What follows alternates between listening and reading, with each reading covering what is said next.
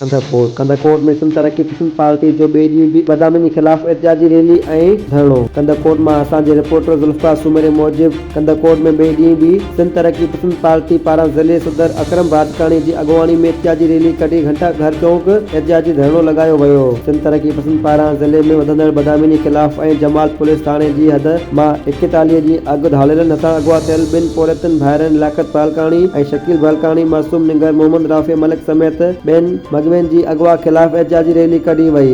एहतिजाजी rally तरक्की पसंद house खां निकिती जेका शहर जे मुख़्तलिफ़ चौराहनि खां थींदे टावर चौक पहुती। कंदकोट रैली में सियासी, समाजी, मज़हबी ऐं पार्टी जे अॻवाननि कारकुननि जे हथ में अगवा थियल मगवियुनि जो फोटू ऐं पेना फ्लैक्स खणी धरणो लॻायो। पिणु नारेबाज़ी कई वई। उन मौक़े ते अॻवान ख़िताब कंदे चयो त पुलिस मासूम निगर, मोहम्मद राफ़ी, शकील ऐं लियाकत बालकाणी समेत ॿियनि मगवियुनि खे बाज़ाब न कराए सघी। धाड़ेलनि मगवियुनि जी वारसनि खे फ़ोन कॉल ज़रिए लखे रुपया भंग तलब करे रहिया आहिनि। हिकदमि उन्हनि खे बाज़ाब कराए वारसनि खां बेचैनी ख़तम कई वञे।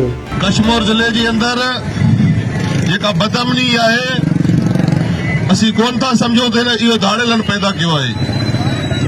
धाड़ेल स्टेट जे साम्हूं कुझु बि न आहिनि। स्टेट चाहे त ही जेका कचो